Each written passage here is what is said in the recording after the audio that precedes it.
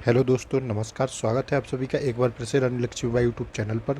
दोस्तों, अगर आप चैनल पर नए हों तो वीडियो को लाइक करें, शेयर करें और सब्सक्राइब करें चैनल, और बेल आइकन प्रेस करें ताकि कोई भी नोटिफिकेशन हो आप तक सबसे पहले पहुंचे।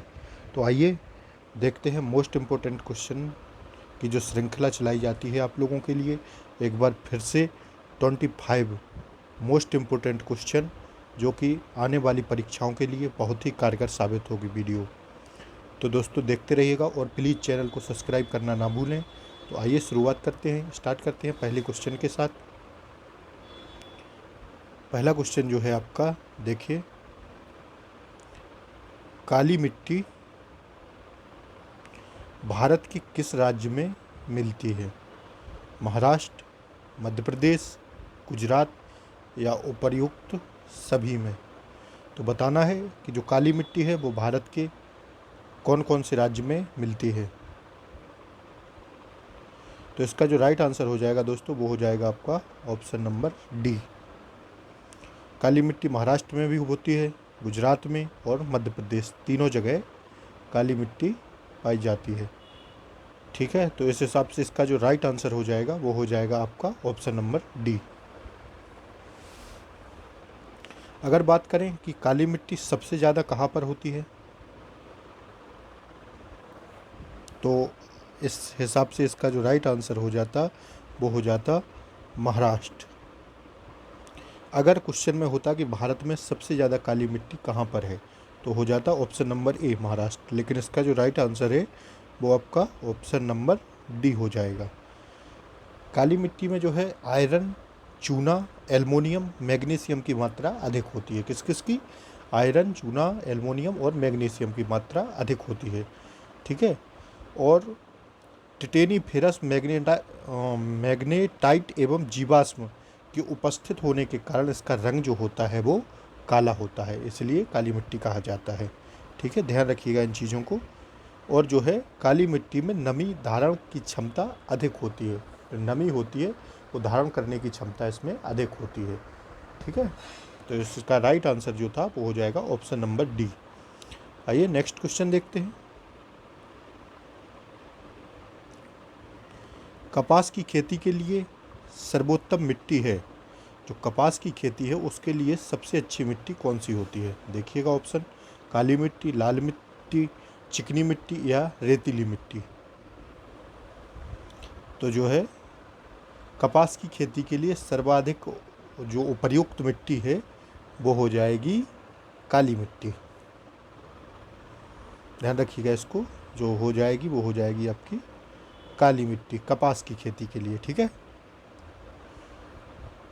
क्योंकि काली मिट्टी में जल धारण करने की क्षमता अधिक होती है। ठीक, और काली मिट्टी में कपास की रेशें मजबूत और लंबी बनती हैं। जो रेशें होती हैं कपास की, वो नमी धारण करने की क्षमता अधिक होगी तो उसकी जो रेशें होंगी वो मजबूत और लंबी होंगी। ठीक, ध्यान रखिएगा, इसका राइट आंसर हो जाएगा ऑप्शन नंबर ए, काली मिट्टी। देखिए नेक्स्ट क्वेश्चन। सिंदरी प्रसिद्ध है सीमेंट उत्पादन के लिए, उर्वरक उत्पादन के लिए, चीनी उत्पादन के लिए या स्टील उत्पादन के लिए? जो सिंदरी है वो किसके लिए प्रसिद्ध है बताना है। सिंदरी जो है वो उर्वरक कारखाना के लिए, उर्वरक उत्पादन के लिए प्रसिद्ध है। सिंदरी खाद कारखाना की स्थापना जो है हुई थी 1951 में, इसको ध्यान रखिएगा। और जो है भारतीय उर्वरक नियम की स्थापना हुई थी 1951 में ही, इसको भी याद रखिएगा। ठीक है, और भारत में प्रथम सुपर फास्फेट उर्वरक की स्थापना जो हुई थी वो हुई थी 1906 ईस्वी में, रानीपेट में किया गया था। ठीक है, ध्यान रखिएगा, रानीपेट में। आइए नेक्स्ट क्वेश्चन देखते हैं। तो इसका जो राइट आंसर हो जाएगा वो उसका ऑप्शन बी हो जाएगा। ठीक,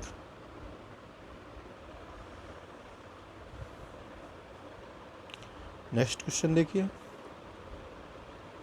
लक्षद्वीप प्रायद्वीप स्थित हैं अरब सागर में, बंगाल की खाड़ी में, हिंद महासागर में या इनमें से कोई नहीं?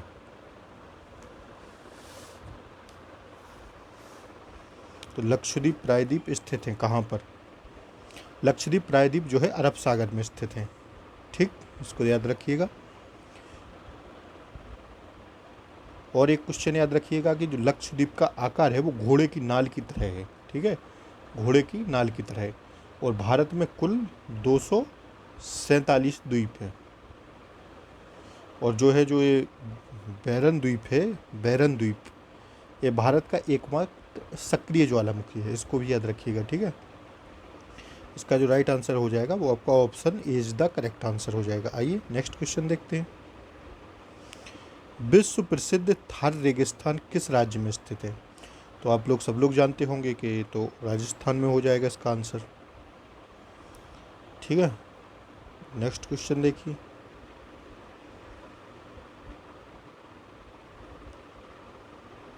नील नदी गिरती है, नील नदी जो है दोस्तों भूमध्य सागर में गिरती है। इसका ऑप्शन का राइट आंसर हो जाएगा ऑप्शन सी। जो नील नदी है वो भूमध्य सागर में गिरती है। और नील नदी निकलती कहाँ से है? ये जो है निकलती है विक्टोरिया झील से।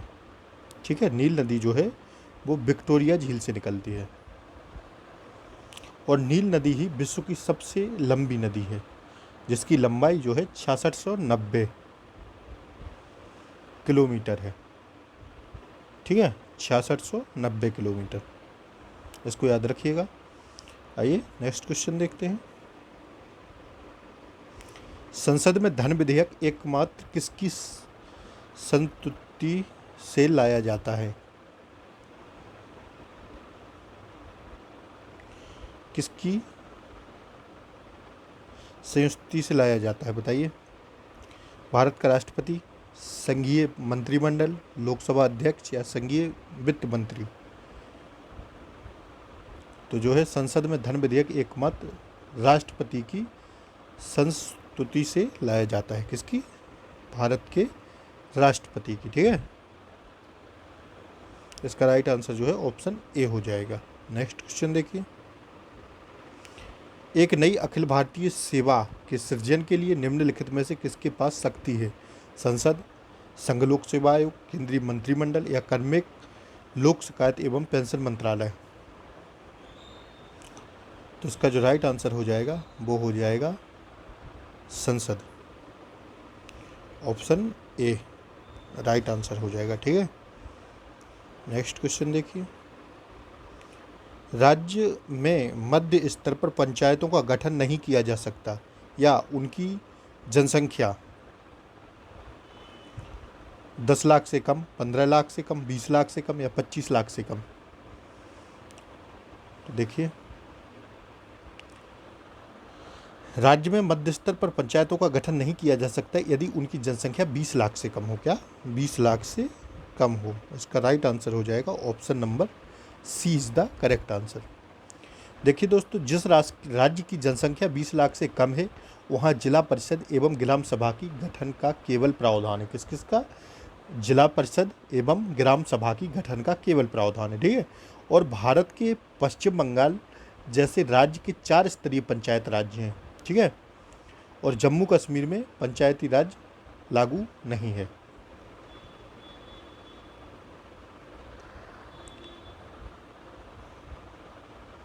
प्रीवियस ईयर क्वेश्चन है, देख लीजिएगा इसको। आइए नेक्स्ट क्वेश्चन देखते हैं।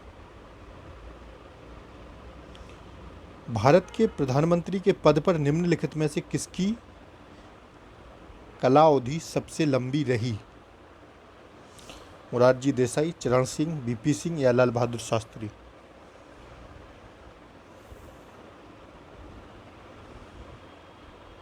जो है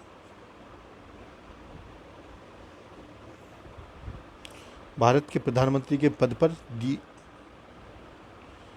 मोरारजी देसाई। ऑप्शन से देखना है कि इसमें मोरारजी देसाई राइट आंसर हो जाएगा। ठीक है,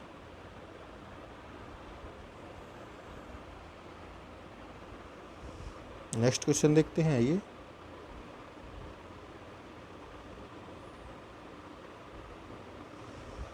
अभी तक राष्ट्रीय आपातकाल कितनी बार घोषित किया गया? अच्छा क्वेश्चन है, बताइए।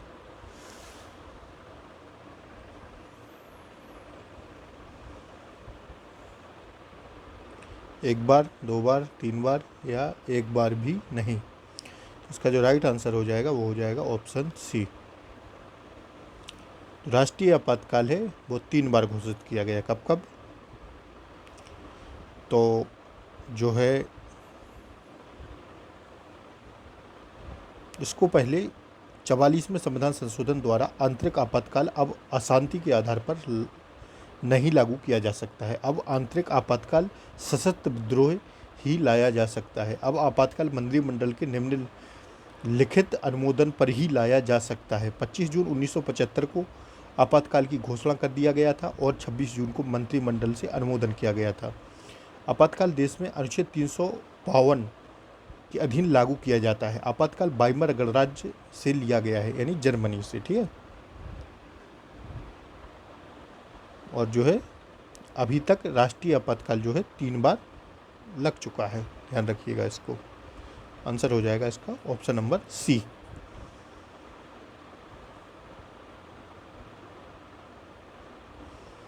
घोषित किया गया था तो 3 बार घोषित किया गया है। ग्रह वह खगोलीय पिंड है जो अदीप्त थे और टिमटिमाते नहीं हैं। क्या? जो अदीप्त थे और टिमटिमाते नहीं हैं। इसका राइट आंसर जो हो जाएगा option C is the correct answer हो जाएगा। नेक्स्ट क्वेश्चन देखिए।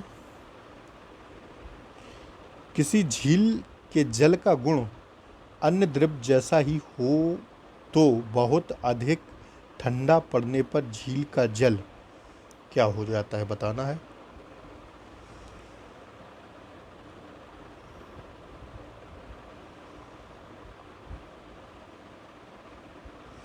ऑप्शन देख लीजिएगा, A B C D.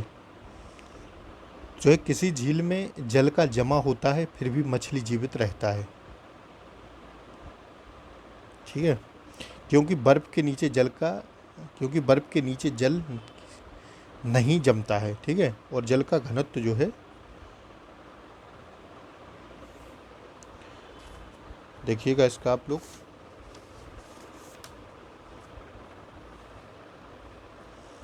Option question और ऑप्शन देखिएगा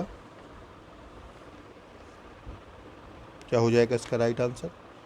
तो जो इसका जो राइट आंसर हो जाएगा वो हो जाएगा ऑप्शन नंबर बी, तली के ऊपर की ओर जमेगा। ठीक है, राइट आंसर हो जाएगा ऑप्शन बी। हाइड्रोजन से भरा गुब्बारा निम्नलिखित में से किसे आसानी से ऊपर उठा ले जाएगा? 1 किलोग्राम जल, 1 किलोग्राम तांबा, 1 किलोग्राम ढीले ढाले रूप से भरे पंख, या उपयुक्त सभी। तो जो है हाइड्रोजन का गुब्बारा जो होगा वो 1 किलोग्राम ढीले ढाले रूप से भरे पंख को आसानी से ऊपर उठा ले जाएगा, क्योंकि हाइड्रोजन सबसे हल्की गैस होती है। ठीक है, और हाइड्रोजन आवर्त सारणी का प्रथम तत्व है, इसको भी याद रखिएगा। नेक्स्ट क्वेश्चन देखिए। कमरे की अगल बगल की 2 दीवारों पर समतल दर्पण लगे हैं और आप कमरे में हैं, तो आपको दिखाई देने वाले प्रतिबिंबों की संख्या होगी 2 होगी, 3 होगी, 4 होगी या अनंत होगी।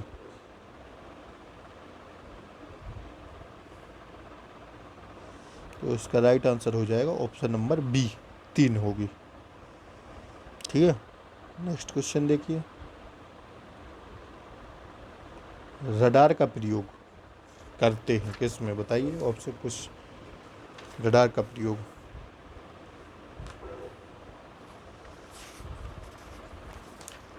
प्रयोग किस में किया जाता है?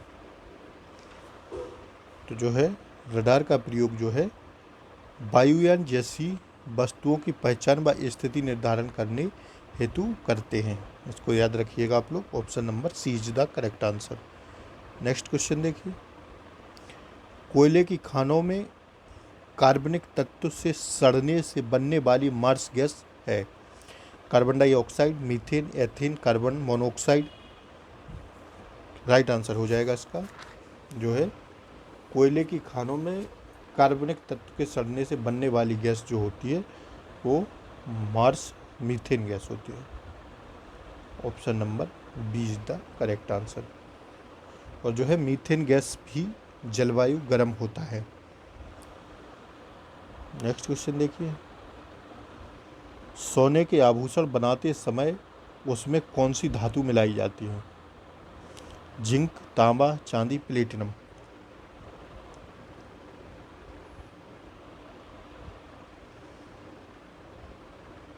तो उसमें मिलाया जाता है जो है तांबा। शुद्ध सोना मुलायम होता है जिसमें आभूषण बनाना कठिन होता है। शुद्ध सोना कितना होता है? 24 कैरेट का होता है, इसको याद रखिएगा। शुद्ध सोना जो होता है वो 24 कैरेट का होता है। तांबा मिलाने से कठोरता सोना में आती है। ठीक है, तांबा मिलाने से सोने में कठोरता आती है जिससे आभूषण बनाने में सुविधा होती है। और जो है सोना प्राकृतिक में पाए जाने वाले एकमात्र धातु को मुक्त अवस्था में पाया जाता है। और जो है सोना सबसे अक्रियशील धातु है, इसको भी याद रखिएगा। ठीक है, आइए नेक्स्ट क्वेश्चन देखते हैं। बट वृक्ष पादपों में किस वर्ग में आता है? बट वृक्ष पादपों पादपों के किस वर्ग में आता है? आवर्तजीवी, अनावर्तजीवी, टेरिडोफाइट या फिओफाइट? बताना है कि इसका राइट आंसर क्या हो जाएगा। तो इसका जो राइट आंसर हो जाएगा वो आपका हो जाएगा आवर्तजीवी। Option number A is the correct answer. ठीक है, नेक्स्ट क्वेश्चन देख लीजिए, एम्फीबिया क्या है?